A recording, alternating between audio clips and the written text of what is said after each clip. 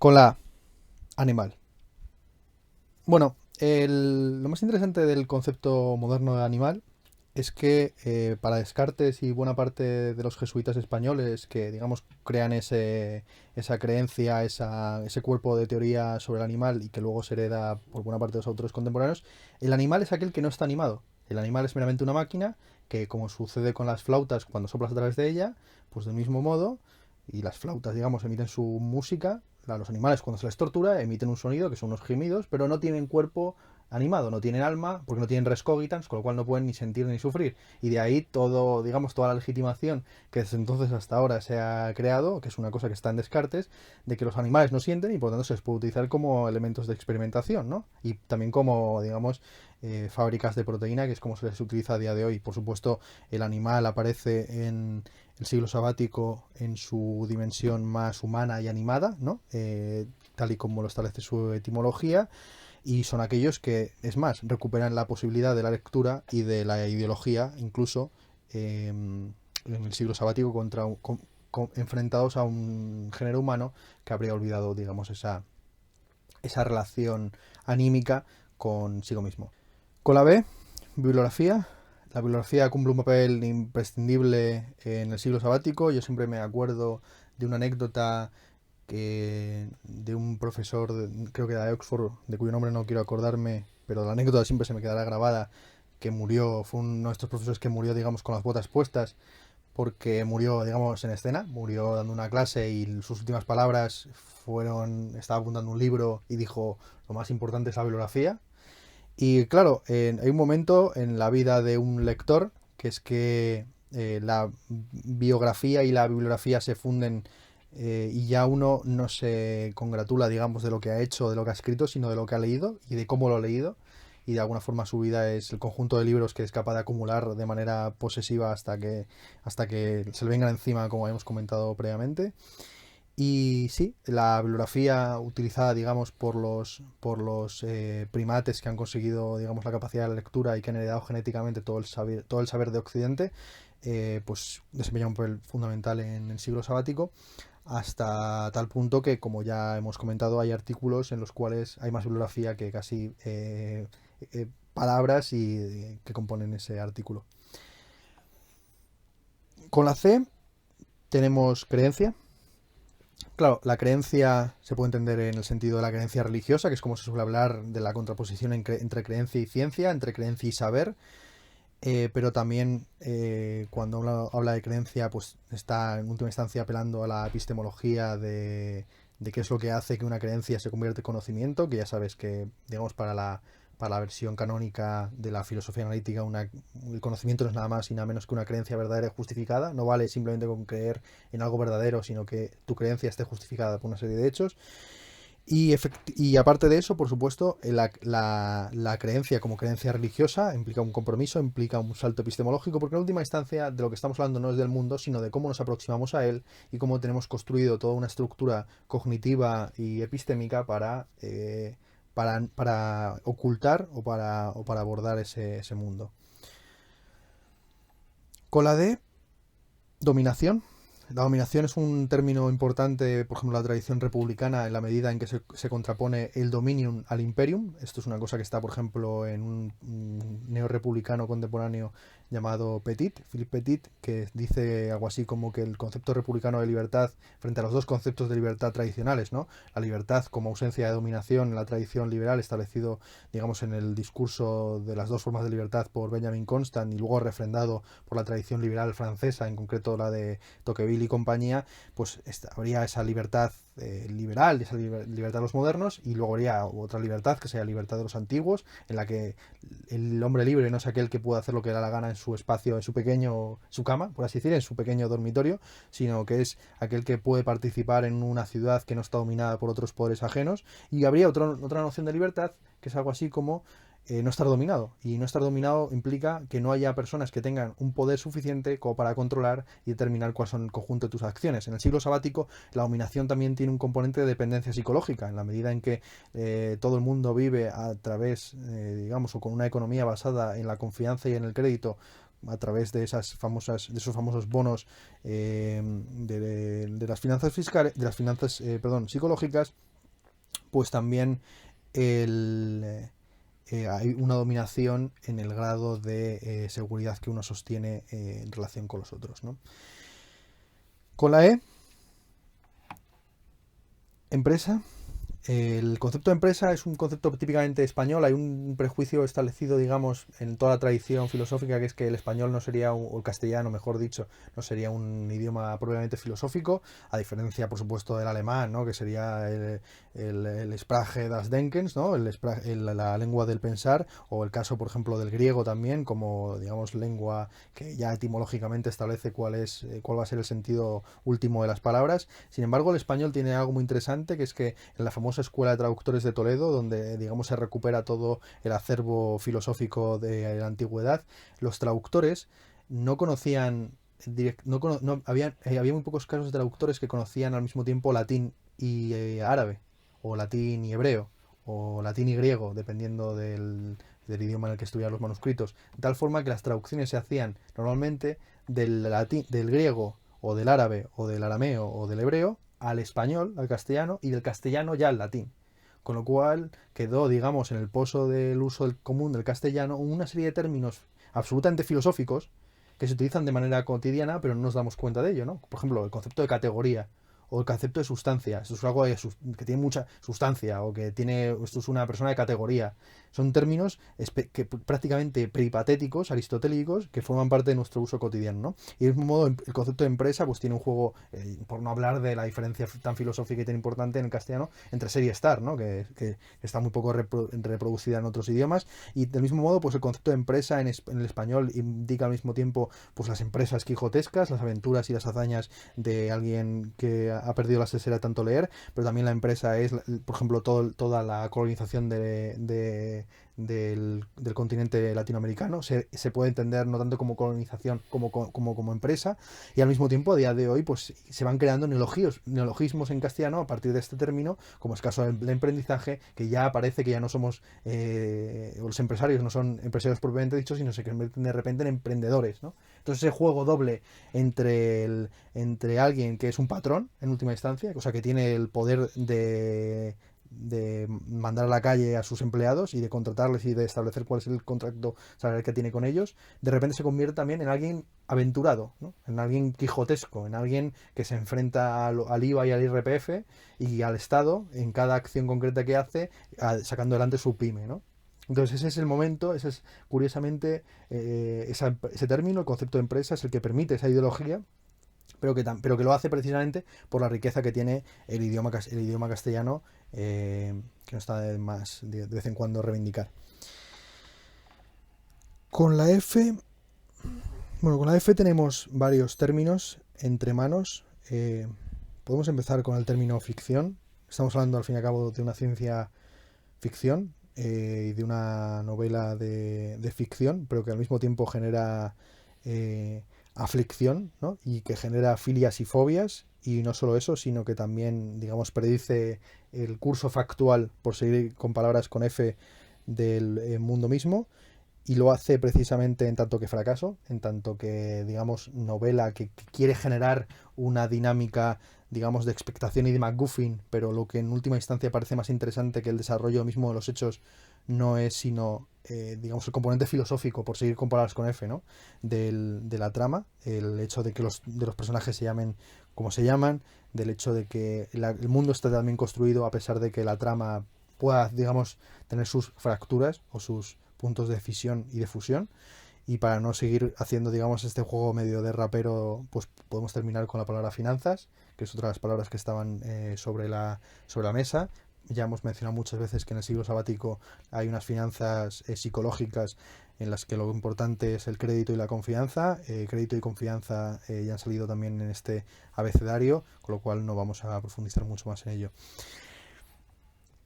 Con la G tenemos glamour. Como he sabido, el término glamour viene de gramático incluso. El glamuroso durante la Edad Media es aquel que sabía letras, aquel que estaba letrado y que por lo tanto podía acceder a ese mecanismo de distinción tan fabuloso que ha sido durante toda la modernidad, incluido nuestro tiempo presente, que es la alta cultura escrita, ¿no? La alta cultura escrita como aquello que te convierte en una persona que accede al reino de la gracia, ¿no?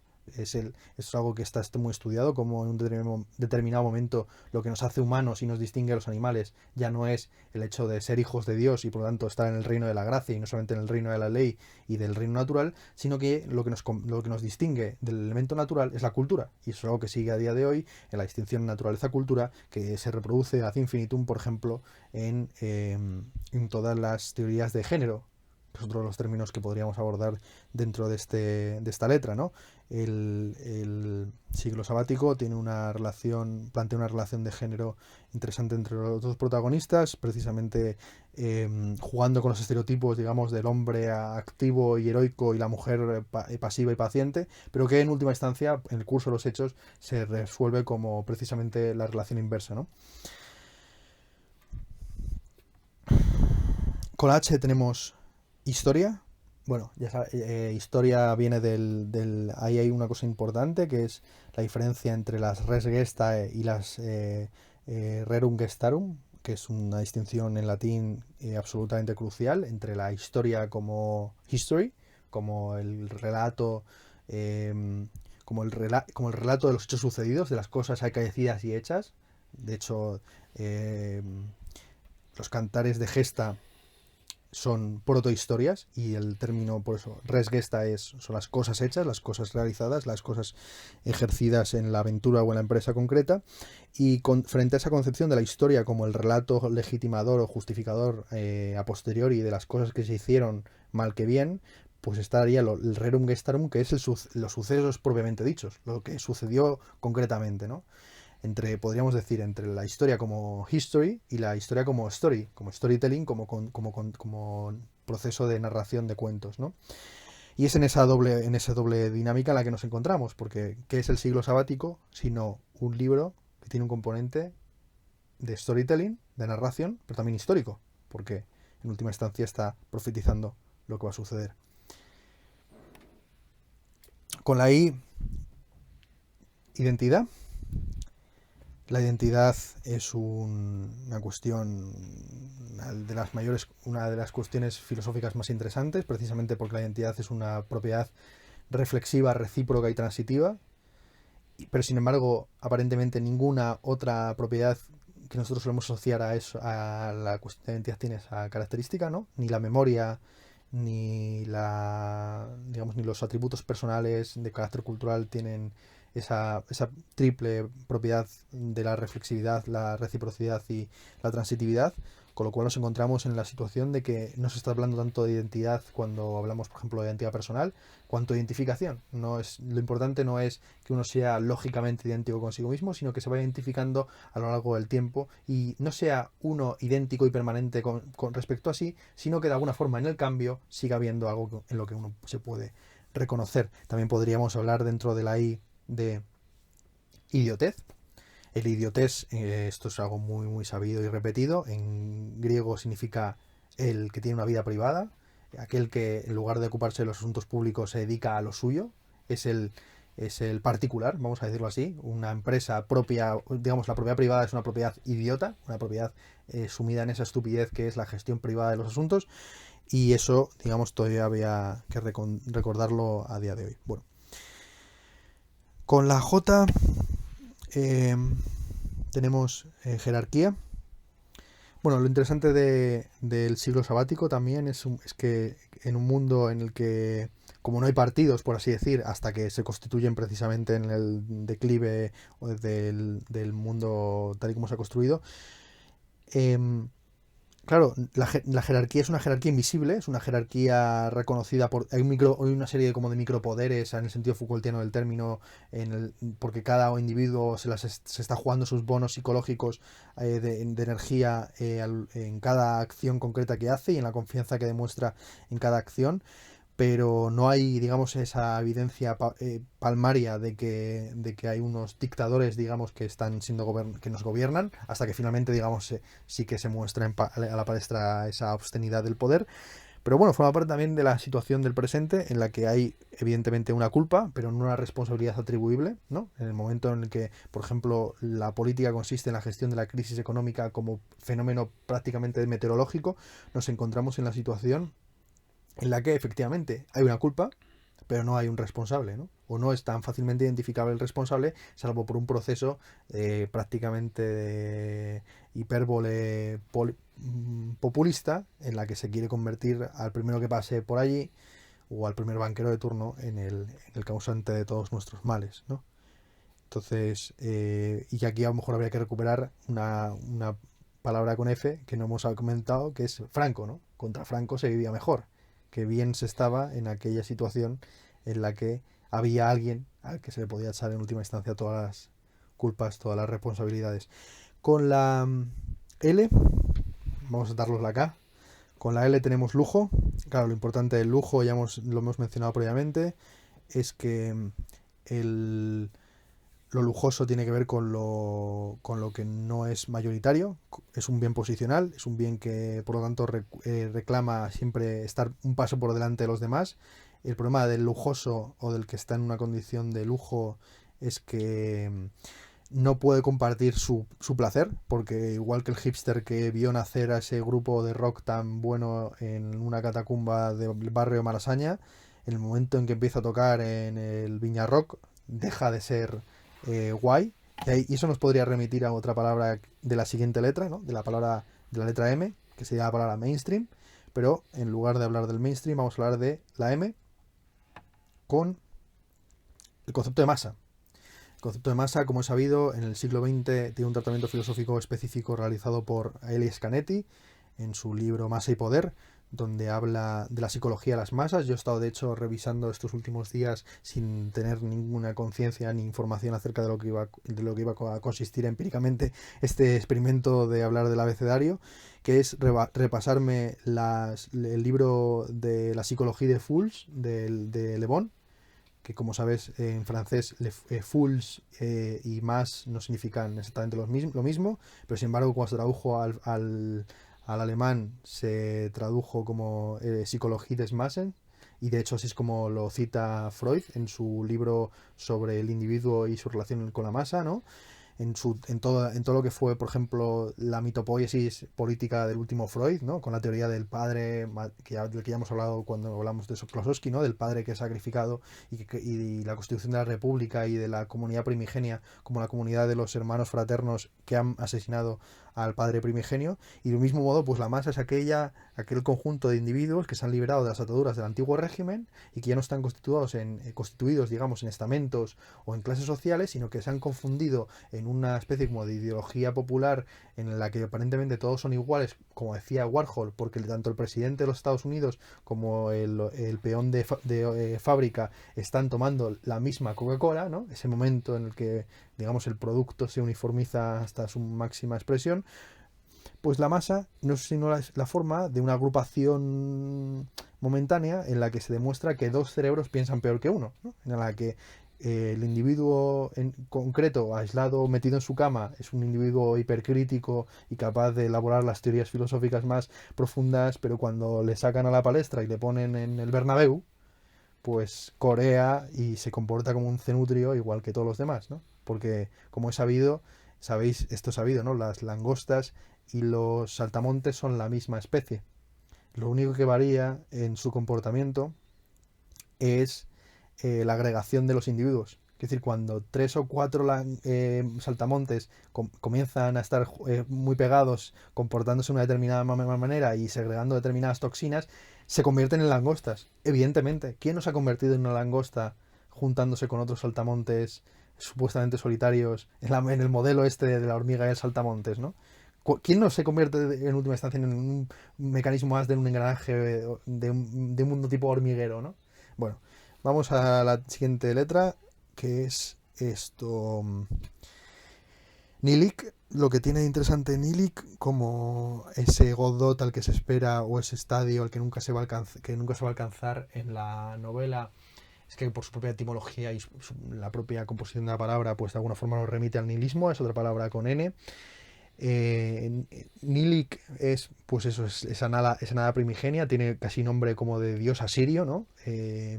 No me gustaría mucho hablar de Nilik porque el silencio de Nilik está sobrevalorado de alguna forma, pero conviene, digamos, dejarlo ahí, ¿no? Es algo de lo que no se puede decir nada, pero también wittgensteinianamente de lo que no se puede hablar, es mejor callarse, ¿no?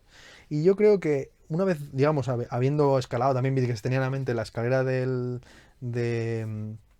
año el siglo sabático, conviene no spoilear acerca de lo que podría llegar a ser Nilik o de lo que se insinúa al final del libro que podría ser Nilik. Así que vamos a dejarlo ahí también como ese Godot que algún día llegará y nos solucionará la vida, precisamente en su componente nihilista. Con la O, ocio, bueno, es el concepto de negocio se crea en latín como negación precisamente del ocio, nec otium. Y no solo eso, sino que la condición de la filosofía, incluso como filosofía castrense y encamada, es una filosofía, digamos, ociosa, es una filosofía de la escolé. Escuela en griego significa espacio de la ociosidad, y no es sino el que ha estudiado para estar, para no salir de la cama, el que se puede permitir el lujo, digamos, en el pasado, en la Grecia antigua, porque tenía esclavos, y en la actualidad porque hay ya una serie de operaciones, de máquinas que trabajan por nosotros, relativamente, entre comillas. El ocioso es precisamente el hombre libre, ¿no? Vamos a decirlo así. El ocioso es el que puede ejercitarse en la vida contemplativa, que es la mejor de las vidas. Y que es una vida contemplativa, por supuesto, desde la cama. Ya se sabe que hay diferentes modelos de filosofía, pero para mí mi preferido es el de Vivaldi, que escribía, era tan vago que escribía todas sus partituras en la cama, y cuando en ocasiones se le caía una hoja, en lugar de ir a recogerla, la volvía a escribir de nuevo, ¿no? Y ese es mi modelo, básicamente, de entender el mundo. El siguiente término es la letra P, con... Vamos a hablar de la publicidad, ¿no? El concepto de publicidad, pues también es un término, es un concepto filosófico peculiar y ambiguo y equívoco, porque por un lado se puede hablar de la publicidad como la condición pública, o sea, simplemente como la exposición por ejemplo, del espacio público. Esto está estudiado en el famoso libro que tiene Habermas sobre el desarrollo del espacio público y de la opinión pública, como un lugar en el que los individuos, en lugar de regirse privadamente como meros burgueses, como meros miembros de la ciudad, del burgo, se comportan como ciudadanos, como miembros de una comunidad política en la que para defender sus intereses privados tienen que exponerlos y defenderlos apelando a normas comunes, ¿no? y a las leyes que rigen la ciudad, en tanto que civitas y no tanto en tanto que burgo. Y la publicidad, digamos, tiene ese sentido primigenio que se va degradando hasta convertirse simplemente en el autobombo, ¿no? En la defensa, precisamente en lo contrario de lo que supuestamente tenía que ser, ¿no? La publicidad y el espacio público era el lugar en el que uno, digamos, dejaba de ser un mero idiotés, un mero idiota del que va a la suya, y pasa a convertirse en lo contrario, en el momento en el que en el lugar en el que uno puede ser el mismo y defenderse públicamente precisamente lo que tiene de obscenidad privada. Con la R, religión. La religión es una cuestión también etimológicamente interesante, porque hay algunos que lo vinculan con el religare y con la religatio, o sea, con la vinculación de los lazos comunitarios que se construyen en torno a algún tipo de figura semidivina. En ese sentido, por ejemplo, la religión no tendría tanto que ver con Dios como con precisamente el cuerpo místico de la Iglesia, constituida por los individuos que forman parte del rito concreto, ¿no?, que se esté celebrando en ese espacio. Entonces, lo más curioso también de este concepto de religión como religatio mundana es que el cristianismo sería la última de las religiones, y de hecho para algunos, por ejemplo para un teólogo llamado von Balthasar, el cristianismo sería el ejemplo de la antirreligión, porque ya no se trata tanto del engaño colectivo o del proceso psicotrópico por el cual pues dejamos un momento al lado nuestras particularidades y nos fundimos en esos vínculos y esos lazos místicos, sino que se trataría ya de verdaderamente tomarse en serio la idea de que Dios ha muerto, y que Dios ha muerto encarnado y ha sido al mismo tiempo, ¿no?, hombre y verbo, carne y verbo. Y precisamente en ese tomarse en serio el modelo de Cristo, ya no estaríamos hablando de una unión entre la colectividad, sino en una unión directa con Dios, ¿no?, que se ha vuelto uno de los nuestros, que se ha anonadado y que ha muerto, literalmente, ¿no? Bueno, la siguiente término que tenemos es la S, la cuestión de la seguridad. Bueno, muy rápidamente, la seguridad también podemos llamarlo un bien posicional, un bien ambiguo en la medida en que eh, aquel se puede entender en un sentido objetivo o subjetivo. La seguridad objetiva consiste también en ocasiones en ser un temeroso, o sea, en no temer nada, es decir, en no tomar mecanismos prudenciales de estar asegurado. O sea, el que va seguro por la vida también puede ser un temerario perfectamente, mientras que el inseguro seguirá siendo inseguro independientemente de todos los procedimientos que ha tomado prudenciales para estar en esa seguridad. Incluso se puede decir una cosa, que es que el que toma todos esos mecanismos de inseguridad para estar más seguros genera su propia inseguridad como un epifenómeno, ¿no? Del mismo modo que podríamos decir que es el paranoico el que por su paranoia genera que le persigan, ¿no? Aunque sea el que le persigan las instituciones sanatorias para meterle en un psiquiátrico, ¿no? Entonces, es la patología, digamos, es el síntoma el que crea la enfermedad y no viceversa. Esto es lo que yo estaría aquí defendiendo en relación con la seguridad como una patología propia de nuestro tiempo, como un síntoma precisamente de nuestro tiempo que genera sus efectos de diverso tipo. Bueno, con AT vamos a hablar de la telepatía, también en un sentido etimológico, porque al fin y al cabo el filósofo es una criatura que se dedica a sodomizar a su auditorio todo el tiempo que va monopolizando el turno de palabra y acudiendo a la más fácil de las ciencias, que es la etimología, ¿no? Que si no ne vera ben trovata, digamos, que si no es verdadera, pues te la inventas, ¿no? Y del mismo modo, pues telepatía me surge así, al oído, que puede tener una etimología, pero no la he buscado, por supuesto, en internet, ni cosa que voy a hacer, porque eso me jodería, digamos, mi discurso filosófico.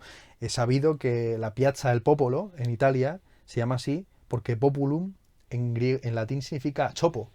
Entonces, claro, la gente cree que hay una plaza cojonuda, que es la plaza en Roma dedicada al pueblo, y lo que no saben es que esa plaza está dedicada a que había muchos chopos, muchos arbolillos en el entorno de la Roma, de esa zona de Roma. Pero bueno, vamos a coger telepatía y vamos a presuponer, si no ne vero ben trovato, que telepatía pues tiene que ver, por supuesto, con la distancia y con el pathos, ¿no? Con el sufrimiento y con el padecer. Y aquí me quiero centrar, ¿no? Desde la Grecia clásica, pues se entiende que las pasiones son algo que padecemos, no algo que nosotros activamos como en tanto que agentes, sino que sufrimos en tanto que pacientes, ¿no? Y es eso lo que nos constituye como seres morales.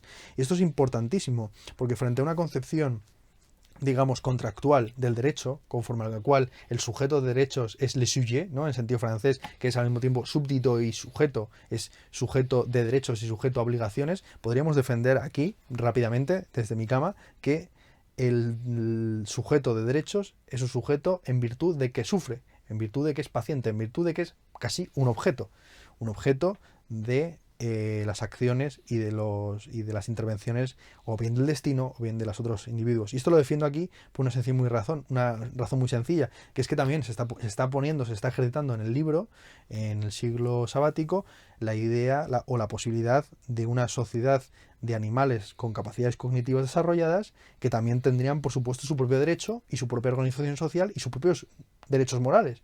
Que esto es algo que no es de mañana, esto es algo de hoy. Y de nuevo nos vemos ante la circunstancia de que el siglo sabático es un libro profético, pero es un libro profético no acerca del mañana, sino del ayer. Para terminar, vamos a hablar de la U con el concepto de ubicuidad, y de la V vamos a hablar juntas de estas dos letras, con el concepto de vacío. Bueno, en realidad voy a hablar de otra palabra que me gusta también por el tema etimológico y defendiendo la condición del castellano, al fin y al cabo, como lengua de uso filosófico, porque al fin y al cabo aquí no estamos haciendo sino un homenaje, por un lado a Gilles Deleuze con su idea del abecedario filosófico, y por otra a Slavoj Žižek en su ejercicio de filosofía encamada, pero nos encontramos en los dos casos con dos filósofos que hablan en las lenguas del imperio. En el caso de Žižek, mucho más marcado. Yo he visto a veces en ocasiones conferencias de Slavoj Žižek en Ljubljana, en su ciudad natal, en inglés, ¿no? Negándose, por así decir, a utilizar el esloveno como lengua filosófica. Y yo quiero reivindicar aquí otra palabra muy castellana, que es la palabra nada, que está vinculada, si no etimológica, digamos en el sentido referencial del término, con el vacío. La nada, como he sabido, viene y por eso lo más gracioso de la península ibérica es que tenemos las dos acepciones del término surgidas del latín. Nada y res, en catalán, surgen de res nata, que en latín significa la cosa nacida. La nada no es el vacío, no es el no ser. La nada es lo que ha nacido, es aquello que no siendo ha llegado a ser.